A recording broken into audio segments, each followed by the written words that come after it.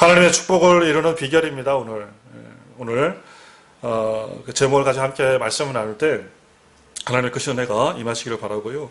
오늘 성경 말씀을 읽을 때마다 이 마음 속에, 저의 마음 속에 이게 참 힘과 희망이 솟아남을 느끼게 됩니다. 그죠? 참 28절 말씀이 참 이게 좀 좋은 말씀입니다. 그리고 이 말씀을 보면 하나님이 정말 우리 사람들을 창조하시고 많이 사랑하셨구나라는 생각들이 절로 이렇게 나게 됩니다. 가끔씩 저의 마음속에 미래에 대한 불안감이 있습니다. 불안감들이 있고 걱정도 있고요. 흔히 이제 세상 사람들이 말하는, 우리 아이들이 그런 표현 잘하죠. 망하면 어떻게 하냐 이런 표현들 잘 쓰는데, 실패에 대한 두려움도 있습니다. 목사지만은 어쩔 수 없는 그런 부분들이에요. 그러니까 미래에 대한, 불확실한 미래에 대한 그런 그 근심이라 그래야 됩니까? 여러분도 안 그런 척하고 이렇게 점잖아 앉아 계시지만 다 그러리라 생각합니다. 인간은 미래에서 사실은 알지 못하기 때문에 그렇다라는 거예요. 그죠? 앞일에 대해서 우리가 알지 못하기 때문에 그런 마음속에 흔들림이 있다라는 겁니다. 그러니까 사단이 기회다가 그냥 가끔씩 속삭이는 것 같아요. 안 되면 어떡하냐? 실패하면 어떡하냐? 이런 속삭임이 있는 것 같습니다. 근데 그럴 때마다 이 성경의 말씀, 오늘 특히 읽었던 말씀, 제가 이제 개인적으로도 되게 좋아하는 말씀인데요. 이 말씀을 이렇게 보면은 참 위로가 되고 의지가 되는 말씀입니다. 그리고 힘이 되는 그런 말씀입니다. 이 말씀이 어떤 말씀이냐면, 하나님께서 인간을 창조하시고 나서 제일 먼저 우리 인간을 향해서 하나님 하신 말씀이에요. 굉장히 의미가 깊죠. 가장 먼저 만드시고 던지신 말씀이라네요. 하나님께서 우리 인간들을 만들었으니까 너 이제 앞으로 날 잘 섬겨라, 잘 보답해라, 또는 은혜를 갚으라, 이런 말씀이 아니었습니다. 오늘 기록되어진 1장 28절 말씀에 있는 것처럼 생육하고 번성하고 충만하고 정복하고 다스리라 라는 말씀을 인간들에게 베풀어 주었다라는 겁니다. 그래서 여러분, 오늘 이 말씀의 은혜들을 우리 귀한 성도님들의 마음속에 좀 심었으면 좋겠습니다. 그래서 2020년도 생육과 번성과 충만과 정복의 다스림이 우리 귀한 성도님들의 삶 속에 가득 임하시기를 간절히 바랍니다. 이 말씀을 의지해가지고 2020년도가 그냥 잘 되었으면 좋겠다라는 생각을 합니다. 그리고 2020년도가 가정에서도 마찬가지고, 또 자녀들의 삶에도 마찬가지고, 또 나의 삶에도 마찬가지고, 좋은 일들이 좀 많이 생겼으면 좋겠다라는 생각을 합니다. 왜 그렇습니까? 이것이 하나님이 우리들에게 주신 최초의 명령이기 때문에, 최초의 말씀이기 때문에 그렇다라는 겁니다.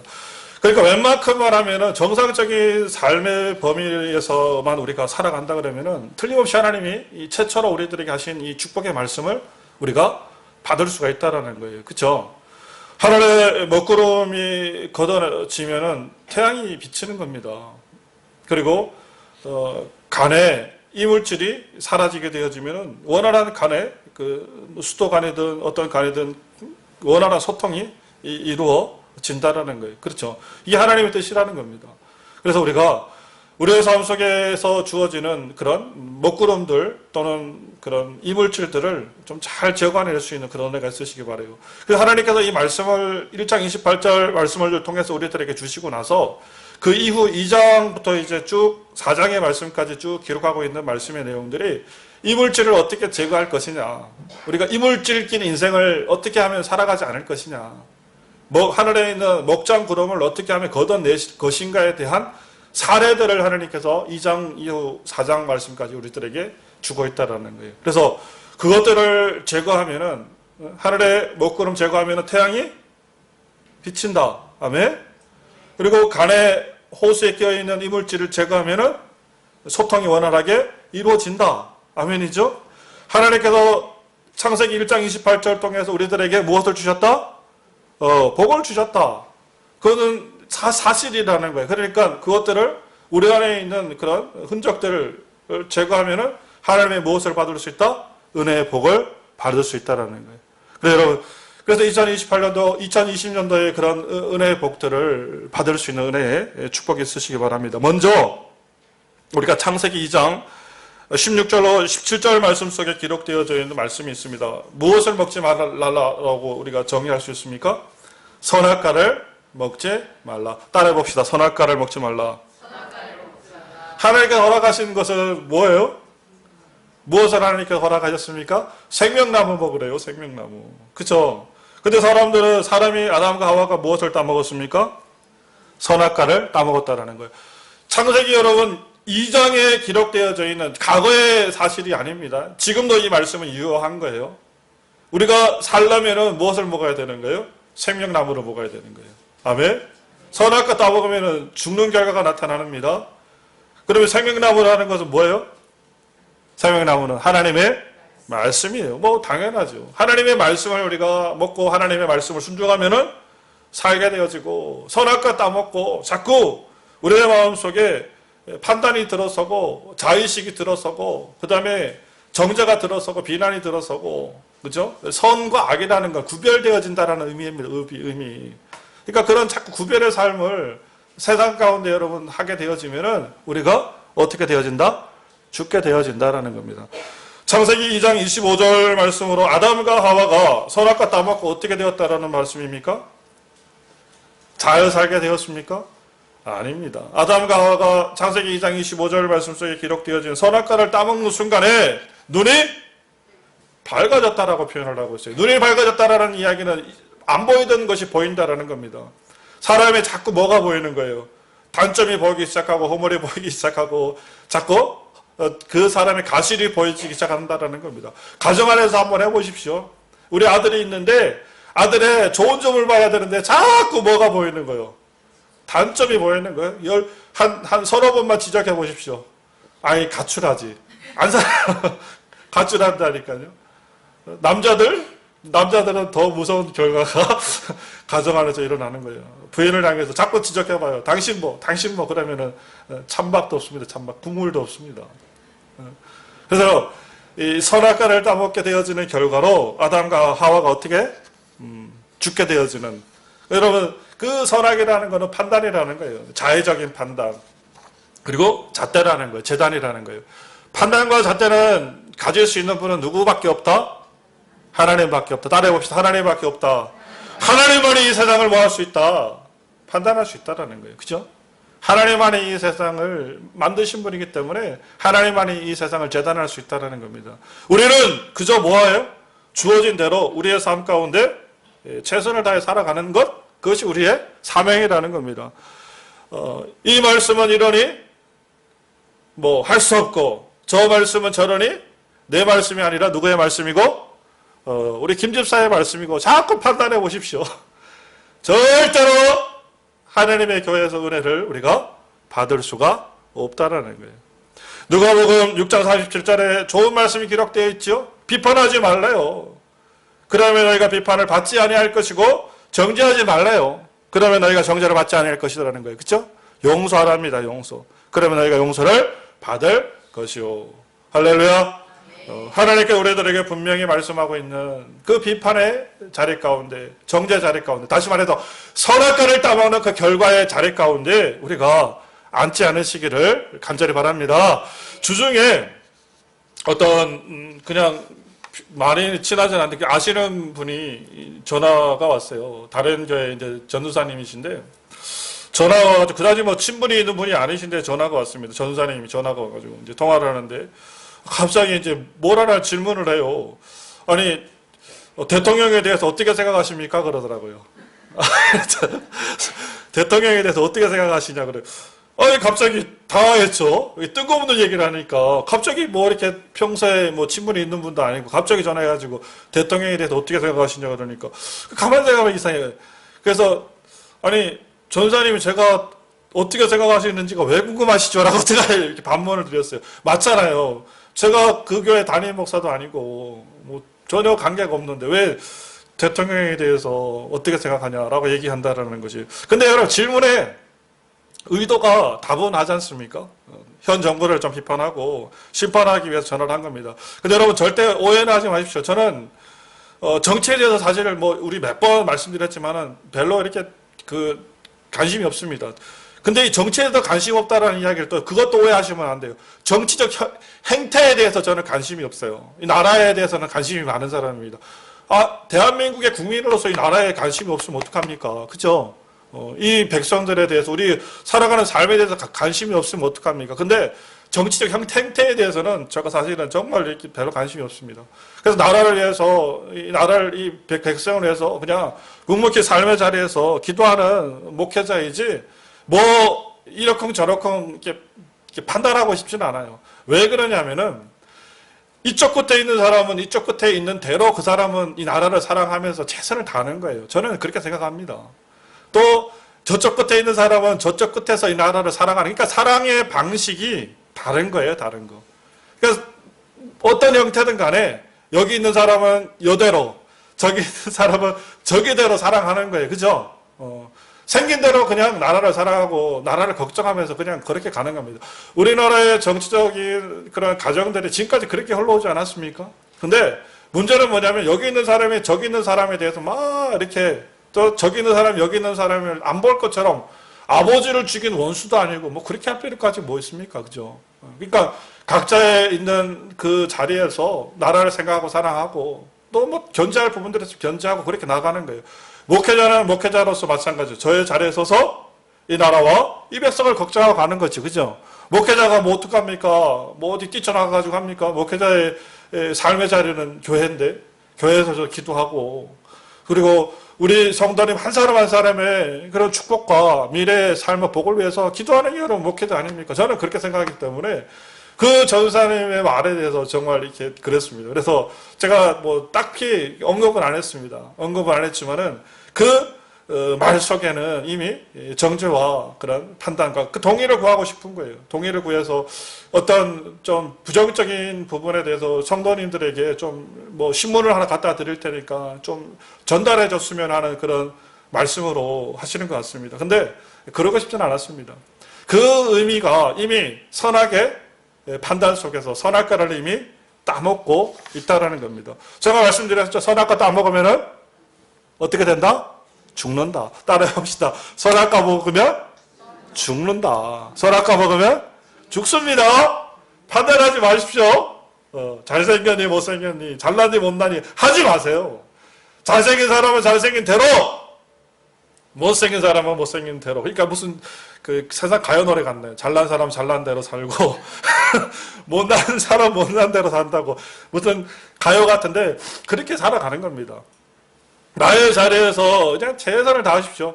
생명나무 따먹기에도 부족해요. 생명나무 따먹기. 하나님의 말씀을 우리가 보고 읽고 이 말씀대로 실천하고 살아가기에도 부족해요. 이 말씀만 읽어도 너무 배가 불러요. 그죠? 못 읽어서 이해한데 자꾸 그냥 가가지고 판단하고 정죄하고 따먹고 그렇게 하면은 죽게 되어진다라는 겁니다. 시편 여러분 119편의 말씀에 그 생명의 말씀이 나를 살렸다라고 기록하고 있지 않습니까? 하나님의 생명나무 이 열매가 누구를 살렸다? 나를 살렸다. 할렐루야. 요한복음 10장 10절 말씀에 주님이 오신 것은 무엇 때문에요? 풍성하게 우리들에게 더 풍성한 것을 우리들에게 주시기 위해서 이 세상에 오셨다는 거예요. 주님은 말씀이십니까? 말씀. 그죠? 주님이 이 세상에 오신 것은 그 말씀으로 이 세상에 오신 것은 이 말씀으로 인해서 우리가 풍성한 삶을 살기 위해서 주님께서 주시기 위해서 이 세상에 오셨다는 거예요. 하나님의 말씀으로 충만한 삶을 살아갈 수 있는 은혜가 있으시기 바랍니다. 나는 하나님의 생명나무 말씀으로도 충분한 그런 인생을 살아갈 수 있는 거예요. 그렇죠? 굳이 우리가 어려운 인생을 살아갈 이유는 전혀 없다. 그래서 첫 번째 여러분 하나님의 은혜와 축복을 우리가 온전히 2020년도 받기 위해서는 선악과 따먹지 말자. 생명나무 따먹자. 아멘이죠? 그 다음에 두 번째 하나님께서 창세기 3장 19절 말씀을 통해서 우리들에게 귀한 말씀을 주셨습니다. 3장 19절 말씀 한번 읽어볼까요? 시작. 내가 흙으로 돌아갈 때까지 얼굴에 땀을 흘려야 먹을 것을 먹으리니 내가 그것에서 취함을 입었습니다. 너는 흙이니 흙으로 돌아갈 것이니라 하시니라. 아멘. 창세기 여러분 3장 19절의 말씀은 이게 뭐냐면 종말신앙이에요. 종말신앙. 종말신앙은 흙으로 돌아가는 신앙입니다. 종말신앙은 마지막처럼 오늘로 살아가는 신앙입니다. 언제나 하나님의 나라를 생각하고 살아가는 것이 이것이 정말 신앙이라는 거예요. 우리가 여러분 정말 신앙을 살아가셔야 된다는 거예요. 이 말씀의 비유를 통해 가지고 그 귀한 말씀의 내용들이 우리 창세기 5장 말씀 속에 기록되어져 있습니다. 에녹이라는 사람이 등장을 해요. 에녹. 창세기 5장에 보면은. 근데 이 에녹의 일대기를 보면은 굉장히 특징적인 것이 발견되어집니다. 에녹이 65세에 모두셀라를 낳게 되어지는데 65세를 기점으로 해가지고 에녹의 삶이 완전히 달라져 버려요. 그죠? 우리 창세기 5장 21절, 22절, 23절, 24절 말씀이 기록되어져 있죠. 하나님과 에녹이 동행하였더라라는 말씀이 그죠? 기록되어 24절 말씀 속에 기록되어져 있지 않습니까? 300년 동안 어떻게 했다는 65세에 누구를 낳고 모두셀라를 낳고 그 다음에 300년을 하나님과 동행하다가 죽음을 보지 않고 어떻게 했다는 하나님 앞에 들림을 받았다라는 거예요. 그렇다면 우리가 퀘스천 질문 하나님 에녹이 도대체 65세 때 무슨 일이 있었습니까? 라고 질문할 수 있어요. 왜 인생의 전환점을 맞게 되었습니까? 우리가 질문을 던질 수 있습니다. 근데 성경의 말씀에 단서는 아무것도 없어요. 단 하나 단서가 딱 주어지는 것이 있는데 그게 뭐냐면은 무두셀라를 낳았다라는 것밖에 없어요. 무두셀라를 낳고 나서 에녹의 삶이 달라졌다라는 것밖에 없어요. 근데 이 무두셀라라는 그 아들의 그 이름에서 우리가 에녹에게 어떤 일이 있었는지를 유추해낼 수가 있습니다. 이 무두셀라라는 이름이 뭐냐면은 창을 던지는 사람이라는 뜻이에요. 창을 던지는 사람이라는 뜻이에요. 무두셀라가. 근데 이 창이 뭐냐면은 여러분 인생에 무엇을 얘기하냐면 세상의 종말을 이야기한다라는 거예요. 무두셀라가 969세를 하나님께서 무두셀라를 낳게 한 그때에 에녹의 눈을 열어가지고 하나님께서 말씀하셨습니다. 너희 아들이 969세 엄청 오래 살죠. 가장 오래 사는 사람이에요. 말씀 속에 969세를 살다가 죽을 때에 지구의 종말이 오리라. 그 지구의 종말이 언제냐면 노아의 홍수 사건. 그러니까 에녹이 무두셀라를 낳을 때 하나님께서 에녹에게 종말에 대한 것을 말씀해 주신 거예요. 그래서 그 아들의 이름도 무두셀라라고 지은 거예요. 창이라고 종말이라고 지은 거예요. 그러니까 에녹의 삶 속에 무엇이 깨달아진 거예요? 이제 종말이 깨달아진 거예요. 야, 우리 인생이 이렇게 살아가는 게 전부인 줄 알았는데 알고 보니까 이것이 인생의 전부가 아니구나. 이 인생 이후에 뭐가 있다? 아, 종말이라는 것이 있구나. 이 인생 이후에 하늘나라라는 것이 있구나. 이 인생 이후에 구원이라는 것이 있구나라는 것을 에녹이 발견하게 되었다라는 겁니다. 그러니까 에녹의 삶이 어떤 삶이 되어졌습니까? 하나님과 동행하는 삶이 되었죠. 우리가 진짜로 한번 생각을 해보십시오. 여러분 여기 앉아있는 성도님들 생각을 해보십시오. 하나님이 종말의 그 때를 우리가 정말로 인지하고 있다면은 나의 삶이 이 삶이 끝이 아니라는 그 사실을 진짜 알고 있다면은 우리가 인생을 함부로 살 수 있습니까? 아니라니까요. 겸손해질 수밖에 없습니다. 이 삶에 대해서 겸손해질 수밖에 없습니다. 내가 흙으로 돌아가는 존재라는 것을 알고 있으면은 이 세상의 가운데 악착 같은 욕심을 가지고 이 세상을 정말 내가 어떻게 한번 움켜잡아보겠다는 그 욕심을 우리가 가질 수 있습니까? 아니라니까요. 이 세상의 것들을 헛된 것으로 우리가 발견할 수밖에 없다는, 깨달을 수밖에 없다는 거예요. 그러니까 이 세상 앞에 겸손해질 수밖에 없고 이 세상 앞에 어떻게 욕심을 내려놓을 수밖에 없고 하나님과 동행하는 삶을 살아갈 수밖에 없다라는 겁니다. 할렐루야. 여기서 진짜 마찬가지예요.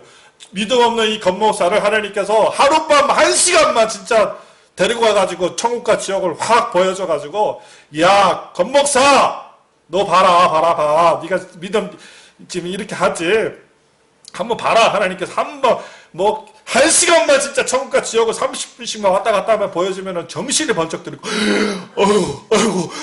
어이구 내가 욕심 부리지 말고 살아야지. 똑바로 살아야지. 정신 차리고 살아야지.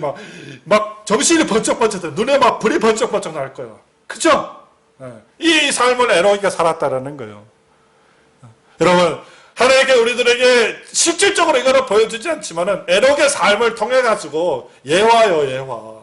실질적인 예시입니다. 예시. 에녹이 이렇게 살았으니까 정말적인 신을 가지고 이렇게 살았으니까 우리 또 뭐 하라는 거예요? 그렇게 살아라.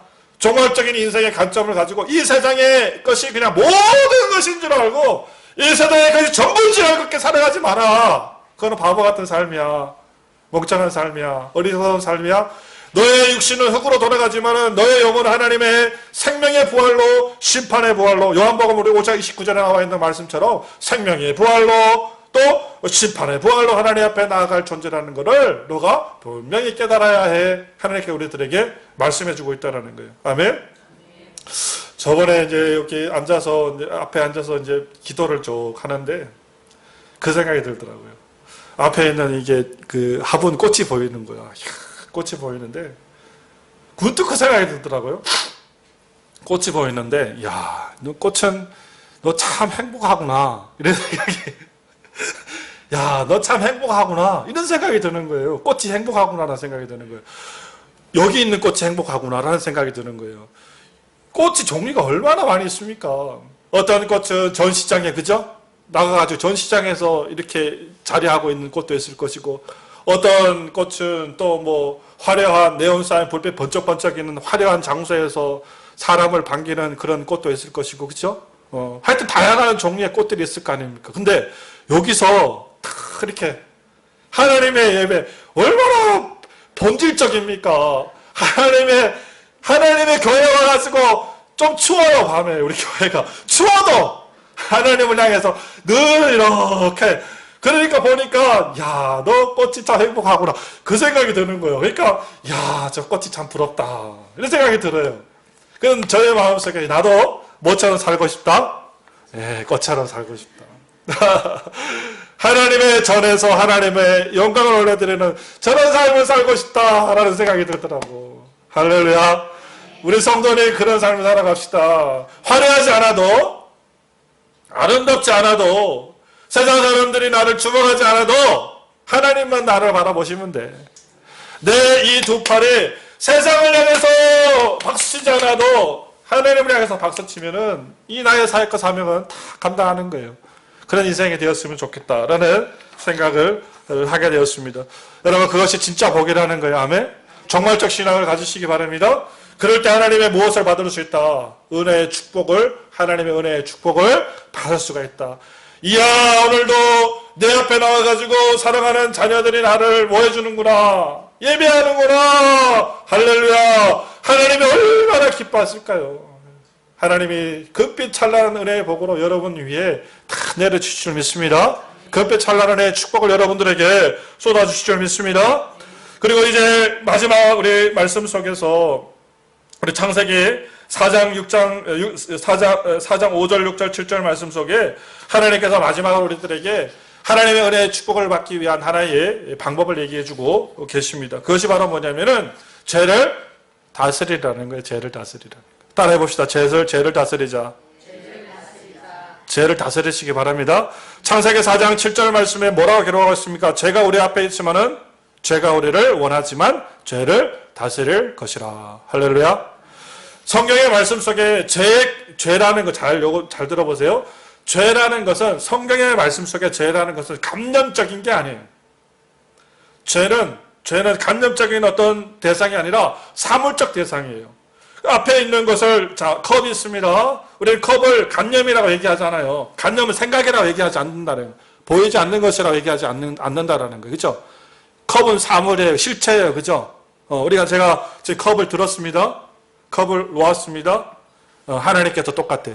죄를 그렇게 표현하시는 거예요. 우리가 충분히 죄를 지을 수도 있는 존재이지만 죄를 짓지 않을 수 있는 존재라는 거예요. 그쵸? 하나님께서 우리들에게 원하시는 건 뭡니까? 우리의 마음을 다스리고 우리의 감정을 다스리고 우리의 입술을 다스리는 삶을 살아가라는 거예요. 그것이 결국엔 누구를 위한? 여러분을 위한, 우리 성도님을 위한, 나를 위한 하나님의 축복의 통로라는 겁니다. 죄가 있어서는 절대로 앞에서 말씀드렸어요. 절대로 하나님의 은혜의 축복을 받을 수가 없어. 말씀드렸잖아요. 먹구름 끼면은 안 된다니까. 빛이 들어올 수가 없다니까요. 그걸 걷어내라는 거예요. 그게 바로 죄라는 거예요. 그래서 거룩하게 살기 위해서 힘쓰시기 바랍니다. 오늘 성경의 말씀 속에 죄를 다스리라라고 주님께서 말씀하고 있다는 거예요. 죄를 다스릴 수 있는 은혜의 축복이 있으시기를 바랍니다. 오늘 성경의 말씀을 통해서 하나님은 이제 정리합니다. 자, 거룩한 계보. 하나님이 아까 제가 창세기 1장 28절에서 말씀하셨던 그 은혜의 축복을 주는 사람들은 정해져 있습니다. 거룩한 계보를 쫓아서 살아가는 삶이에요. 그게 하나님은 절대로 가인에게 하나님의 복을 허락하지 않았습니다. 가인은 아벨을 죽였기 때문에.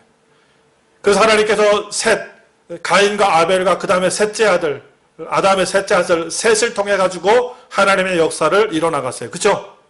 그리고 오늘 성경의 말씀 속에 우리 창세기 말씀 속에 기록되어져 있는 노아 사건도 있지 않습니까?